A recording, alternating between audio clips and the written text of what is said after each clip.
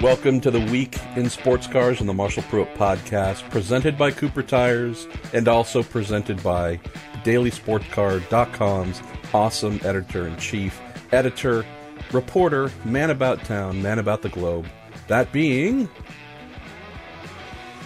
This is where you're supposed to speak, man! Oh, sorry, man. I thought you were going to say Graham Goodwin, and I was going to... I can't get this right, can I? Good morning from Shanghai in China. And it does feel a little bit like Groundhog Day here. Been here now for something over a week, obviously for the FIA WEC, and now revving up to TV duties and reporting duties for Daily Sports Car at the season opener for the Asian Le Mans Series, where we've had the entry published this morning. Brilliant. So we'll start with that in just a moment. We're going to do something a little bit different this week, dear listeners. We're recording this, what would be Friday morning, for Graham, and what is actually almost 5 p.m. Thursday in the U.S. for me on Thanksgiving. And I can tell you, having seen the daggers stared at me for coming in to the office on a national holiday, in the interest of maintaining my status as a human being that is alive, we're going to do something a little bit different this week, plus the fact that we're recording much later in the week than expected due to a lot of severe technological issues that Graham has been dealing with on his end. We're going to do something a little bit different. We are going to just have about a half-hour conversation about some of the most interesting themes that have popped up since we recorded last. And since we already have 6 pages of questions that have come in on IMSA, WEC, you name it, what we're going to do is hold on to those. We're going to actually call for more going into next week and consolidate all of those into a crazy super long episode next week that encompasses all the ones from this and next week. So you're going to get about a half hour from us today, so we, at least on this end, we stay alive, and then next week we're going to go hardcore with questions. So with all that said, Graham Goodwin, going into a professional race meet, it's only normal to get the entry list the morning of when practice is meant to kind of get kicking off or things happening in an official way, right?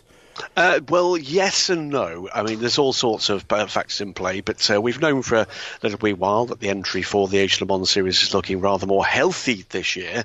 I can tell you, MP, 27 cars on the list, 27 cars are present, but hearing right now that one of those 27 will magically transform into almost an Audi R8 into Mercedes-AMG GT3. We had a bit of a problem yesterday for one of the cars. We'll come back to that in just a short moment or two. But 27 car entry marks a massive turnaround for the Asian Le Mans Series, which was struggling at times to better 13 cars last year. Better still, it's a really high quality entry. We've got really big name teams and drivers in every class. The entry it's still got 1 or 2 TBAs to be filled out this morning, but there's some names that, you know, wherever you are in the world listening to the Week in Sports Cars, you'll recognise them. And, you know, we'll take you through 3 of those, 3 world champions, 2 of them reigning world champions, James Collado and Alessandro Perguidi, Le Mans winners. We've got Dries van Teur from Erlen GTR as part of the Tianchi racing team, which should have 2 Audis. One of those had a problem in testing yesterday with a bit of a conflagration, and that is going to be replaced by Mercedes. Trying to find out what's going to happen, which car Dries is actually eventually going to appear in. Rob Hoff, 2012 WTCC champion, is here doing double duty with the Chinese Touring Car Championship and again with the Tianchi racing car. We've got United Autosports, a gaggle of European Le Mans Series talent with Inter Europol, race winners last time out at Portimao, the Kuriakos Nielsen racing team, who've won races in Michelin Le Mans Cup and podiumed in ELMS as well.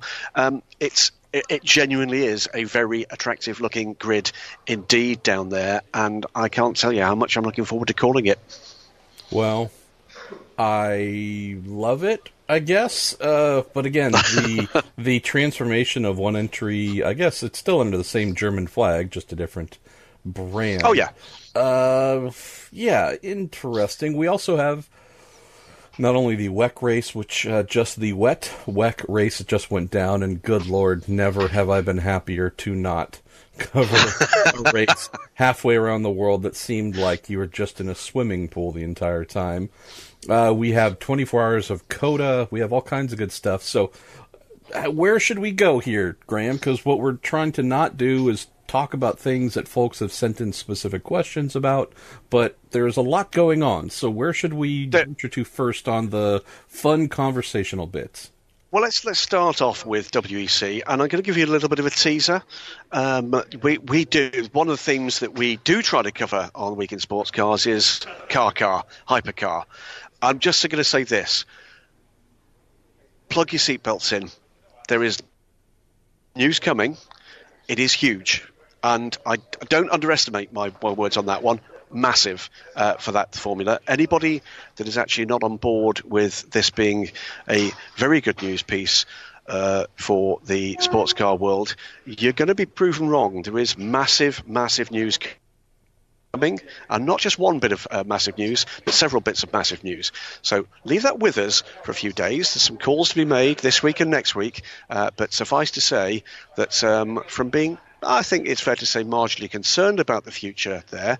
Maybe not in year one of that formula, but year two and onwards, I think we're looking at something, I'm choosing my words really carefully here, truly transformational for what effectively is the current LMP1 class. That's enough about that for now. It is mouth-watering stuff. I know that's a phrase I use very often, but it's mouth-watering stuff. You're a pervert, and those so we expect that, but yes. Yeah, but a few people that I've shared what I now know, not believe I know, but know, have expressed this in terms of, my God, that is the biggest thing in sports car racing in my lifetime. And these people, by the way, were not 3 years old. So, this is... So either way, I'm just going to drop that in as a little bit of a treat on your Thanksgiving Day across there in the States. That there is really good stuff coming. I'm not quite sure exactly what parts of that I can share with the wider world and when we can do that, but I'm hoping that some of that we can actually get out there by the time we speak again next week. For WEC, though, and you're absolutely right, it was wet. For all the days we were here up to the race, bar the day before, it was just torrential rain, and the race itself, again, race control did a fantastic job of actually getting as much racing as we did. I think lessons were certainly learned. We knew there were some issues about some parts of drainage share at the SAIC Shanghai International Circuit. We equally knew that it drained pretty well elsewhere, but Eduardo Freitas and the crew came up with a great process of getting the cars back moving behind a safety car before they release them to green. So let's just wait and see whether or not lessons are learned moving forward from there. So certainly one of the lessons that was learned, we're not going to 6-hour race here next year. It's a 4-hour race. We won't be going into darkness. That was a big mistake. It was just way too dark and too wet. And certainly talking to some of the more experienced drivers, MP, Ollie Gavin, for instance, post-race, making the point that had he gone off, he wouldn't have known which way to come back to get back on again. It was pitch black out there and pretty treacherous. So made for a tough race to call, made for a tough race to manage, and made for a very tough race to actually race on, but we got some racing, and I think finally we started to see some green shoots of recovery into the mix that is LMP1. The EOT still is not perfect, but it's a damn sight better than it's been.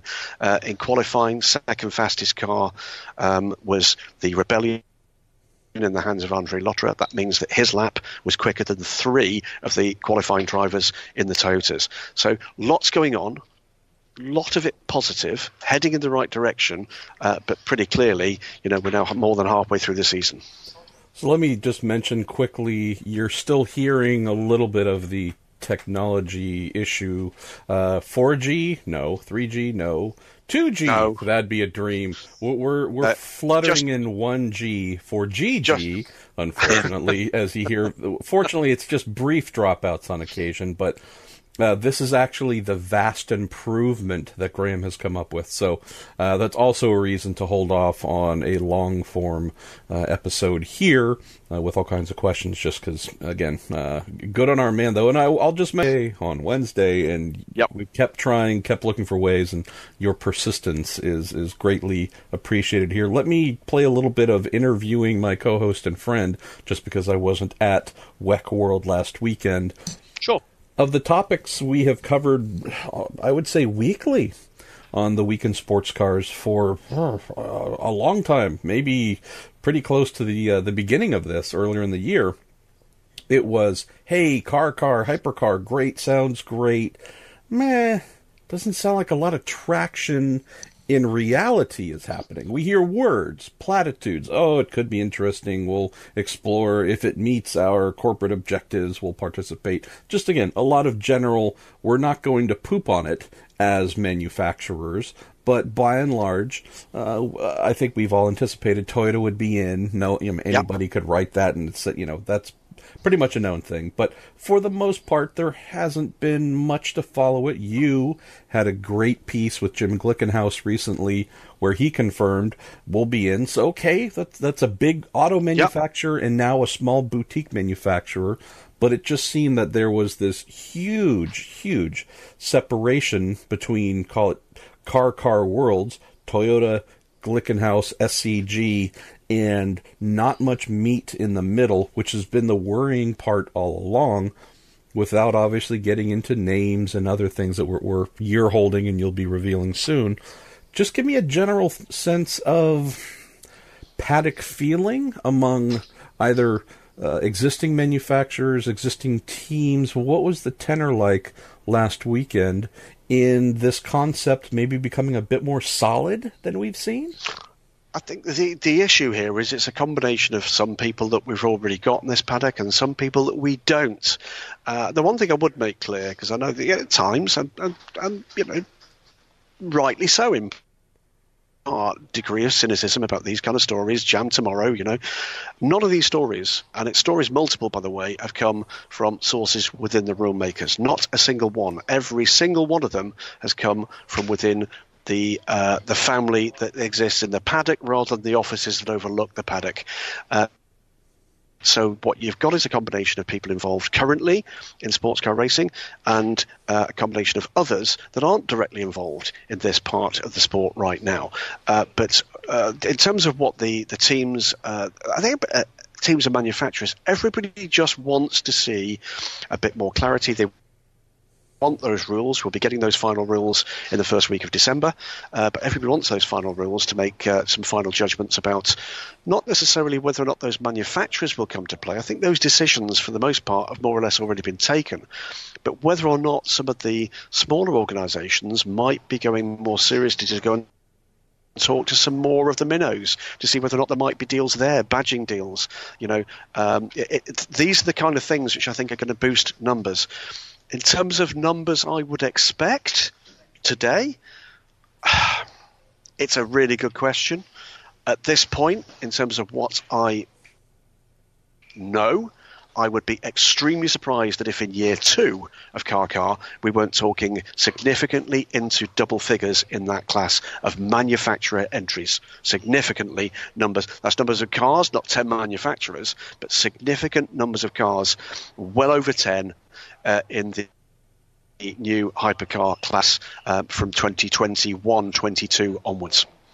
And that, if we look back historically at what we would say the most recent car formula happened to be in the mid to late 90s, it's not too far, right? If we think about, a handful of Mercedes, a handful of the 10, if we're talking 10 to 12, I think we're looking at a number that is incredibly healthy, and the diversity. That's the thing that I'm hoping for most, knowing that, again, we've got one major, one boutique.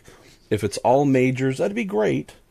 From a high-profile standpoint, they'll spend a ton of money with the ACO and the WEC, But I would like to see some more challenger brands, some of, not necessarily tiny SCG level, but just some that, are in that frame where you go, cool, we've got a proper David versus Goliath dynamic we can root for, not just a bunch of big heavyweights and then a couple of, token participants, which we're going to cheer for. But, the Donkervorts of the world that we know are never going to do much. As we've said before, not just the Donkervorts of the world, but the TVRs of this world, the Paganis of this world, the Koenigsegg's. They're not, by the way, the ones I'm kind of keeping covered up here. The ones I'm keeping covered up here are proper mainstream brands. The issue here is, I guess, if you start to see those mainstream brands coming up, then that actually does encourage other people to come forward and say, wouldn't it be cool if we beat insert name of major international brand? And I think, that's not just the allure of taking a Le Mans 24 Hours win, it's the allure of beating the established players. And I think that will come, and it'll probably come in, there's been a lot of talk, we've talked about it, MP, there's been a lot of talk about how similar this concept is to DPI in very many ways. I think it's at that level that you will see the similarities. That's where the chassis manufacturers, the Oreca's of this world, the Ligiers of this world, the Multimatics of this world, potentially come forward and make those alliances with smaller manufacturers, whether or not it's a badging thing. For instance, let's say, a team like, Sydney Alpine, why wouldn't they actually badge an LMP1 as an Alpine and then look for their backing elsewhere? Badge it, use that as an opportunity to leverage the sponsorship. Why wouldn't Rebellion, who already have TVR on the car, be talking to the emerging TVR manufacturer to provide a substantial part of the backing that gets them into the window that they need to go and get the other commercial backing to make that a reality?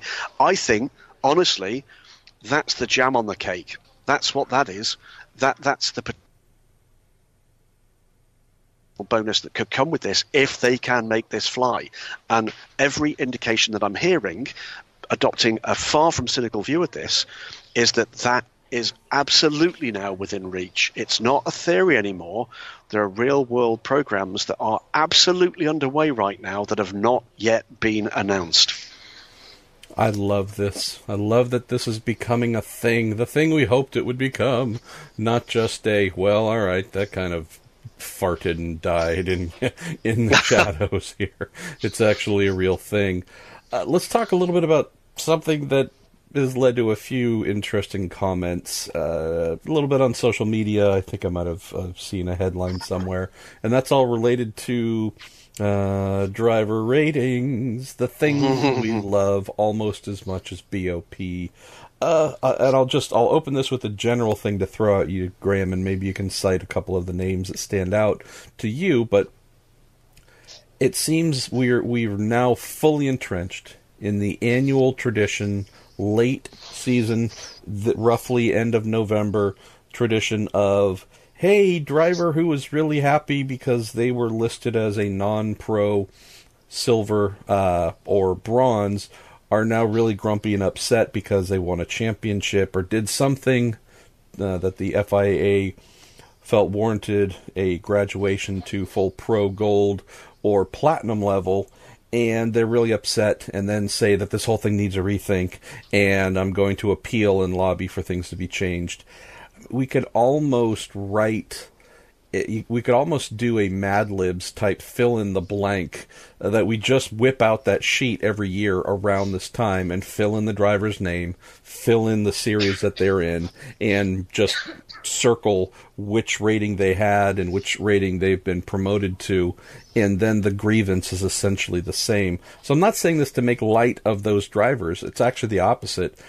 I feel like it's just become such an accepted thing each year that drivers' lives, ability to earn incomes, ability to keep a ride that they just had but can no longer because they have the wrong driver rating, it just feels like we're locked into this, I guess, maybe acceptance? Is there a way to push back and say, hey, this is garbage? Or is this just expect these kinds of complaints every year and we're stuck with it?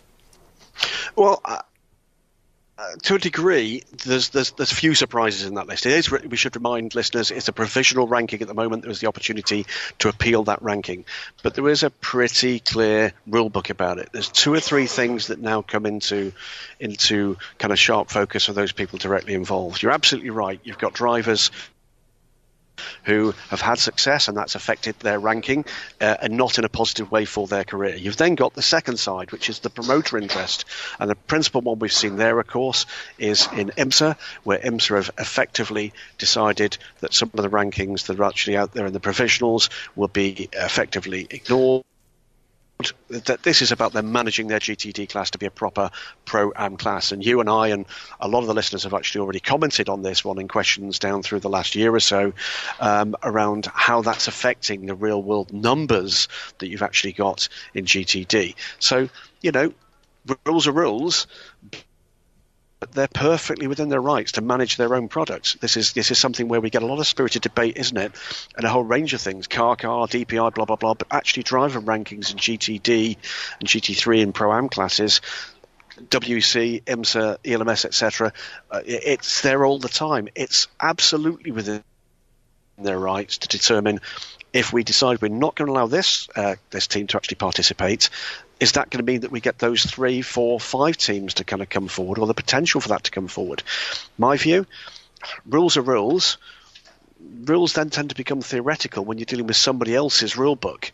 There is nothing in the rule book that says that Championship A has to absolutely comply with the rule book by sanctioning body B if it's not a race series that sanctioning body is actually organising.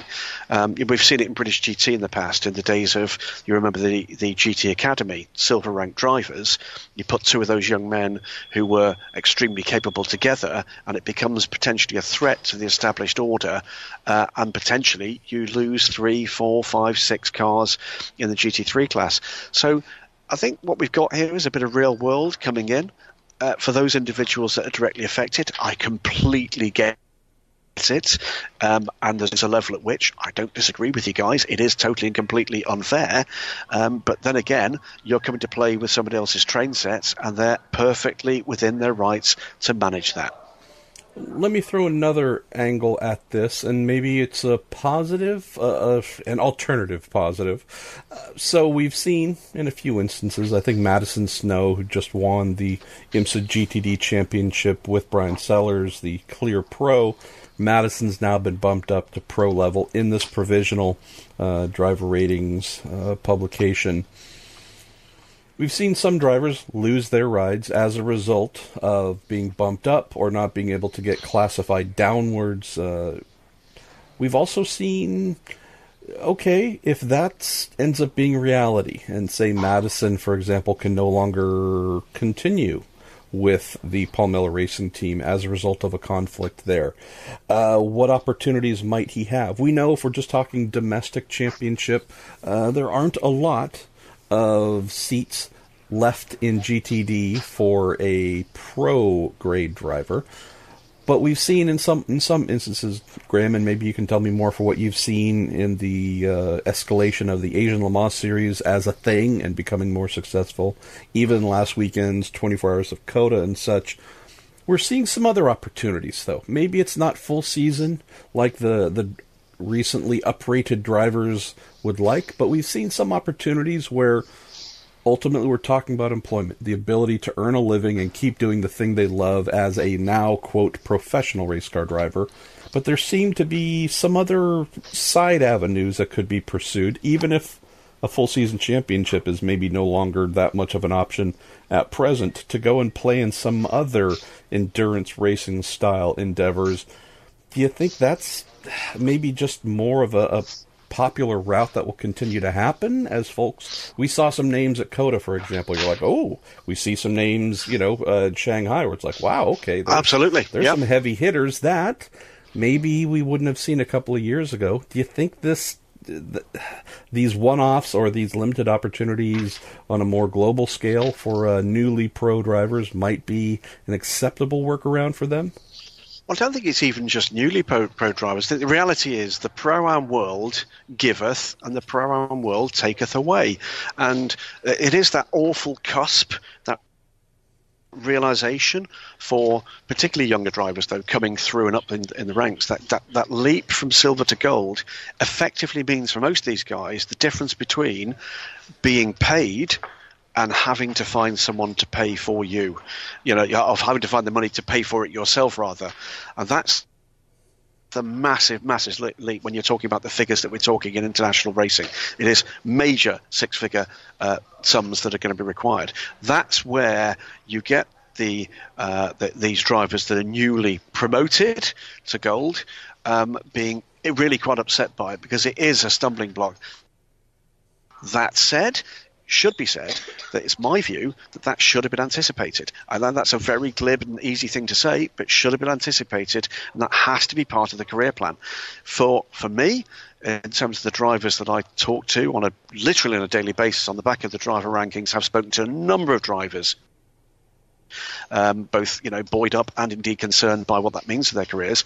There are opportunities. There's a number of people active now in LMP3 and in GT4 on both sides of the pond, MP, that are doing that now with drivers that they're bringing through the ranks with them as part of that career structure. And that is a newer part, if you like, of the picture here. It's been with us for a decade or so. It's a great example of it here in a completely different sense of the business. We've got an Aston Martin here, which is entered by TF Sport in Shanghai. Johnny Molam, a driver who is working his way down through the rankings. Hold on. How could Johnny Molam be competing in a motor race when he's retired?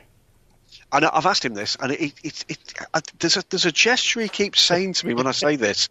Now, it involves a single finger. Okay. Yeah, and I think he's waving, but he's not doing it properly. And tell that Pruett guy to bugger off, I think, is also the other phrase that he mentions somewhat frequently. But Johnny has joined forces with TF Sport here with his Red River Sport Consultancy with a couple of his clients, Bon Grimes and Ivor Dunbar. Ivor not here, Ivor at home, and I hope he is listening because his wife is, some difficulties at the moment medically, so that's being sorted, and Ivor's at home playing quite correctly the husbandly role. But that's another example of what a professional driver, in this instance a very, very experienced professional driver, can do when he realises, as Johnny correctly did realise, that his value in the marketplace to professional teams is beginning to be waning, is to find another way forward with that career. And, we'd take the mickey out of Johnny, but hats off to Johnny Molan. I love the guy. Yeah, but staying a professional driver for as long as he has by just working with the marketplace. And there's a lesson there for very many of these guys that are now beginning to struggle, because actually the answer for most of them is much the same. You've just got to find a way to work within the structure that is part of your sport. Putting to one side for a moment, that structure needs a bit of reform. I think it does. The reality is the rules are not going to change anytime immediately soon. I do feel for young drivers that find themselves with a mountain to climb, having been asked to find maybe a smaller amount of money or indeed no money, and all of a sudden being asked to find all of it. That is a huge bridge to cross. But the businessman and realist in me says, guys, you should have been anticipating that and expecting that, and you certainly should not have been putting all your eggs into the basket that says, I might luck in and stay the ranking that's going to keep me employed. That's not the way the world works. Well, it's not the way this bizarrely crafted world works in endurance racing with driver ratings. Elsewhere, you simply have those who are excellent and those who are less excellent. Absolutely. And they commingle. It's funny, and maybe this will be a topic for another day where we just go a little bit deeper into the thought process and reasonings behind driver ratings.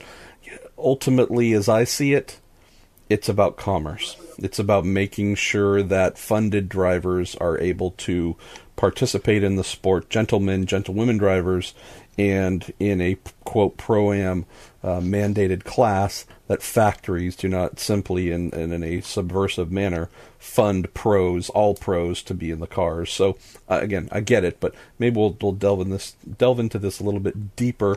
Got about a minute or so left, mate, in our just informal talk about things that we find interesting. What should we be looking for this weekend with the Asian Le Mans Series round at Shanghai? And where can folks follow with you speaking words into microphones and other folks that might want to follow along and see what's happening? Well, thanks very much for that. Yes, you can. You'll be able to watch it on a range of broadcast stations. I'll make sure that we post with the news about what's going to happen for next week's TWISC on all the social media that we have following us for Weekend Sports Cars. But YouTube will have full live coverage of the Asian Le Mans Series pre-show, qualifying and race, by the way, pre-show, and the full 4 hours of action. We're expecting it to be a dry race. It'll be a fast race. Really excellent mixed grid. As I said, more or less every car in the field has a championship-winning driver aboard that car. So I'm expecting it to be a cracking race with my co-host Jivan Silvanad and the lovely Nadia Nash down in pit lane. I'm really looking forward to it. I have to say, I'm looking forward to this race probably more than I have for several recent months. It's a fun atmosphere in this paddock. It is coming together. YouTube would be my favourite option for you guys, and we will, as we always try to, if we can get that connectivity up and running. You can talk to us in the booth via social media, and we'll try to kind of get a few questions answered about anything you want to know about the emerging world of the Asian Le Mans Series 2018-19. I am preparing a tweet right now that says pull down your pants, Goodwin, so we'll see if that gets through into the booth. Nate, seriously, thank you for pushing and pushing and pushing to come up with, no joke, a 1G solution here. And with the half hour that we put together, hopefully it was entertaining or informational or I don't know what, but we will be back to our usual format next week when A, it's not a holiday here, and B, Graham actually has something other than flip phone grade telecommunication options once he gets back to the UK. So, for Graham Goodwin and also for our friends at Cooper Tires who make this possible, thank you to listening to a rather abbreviated edition of the Weekend Sports Cars, and we will speak to you in much longer form next week.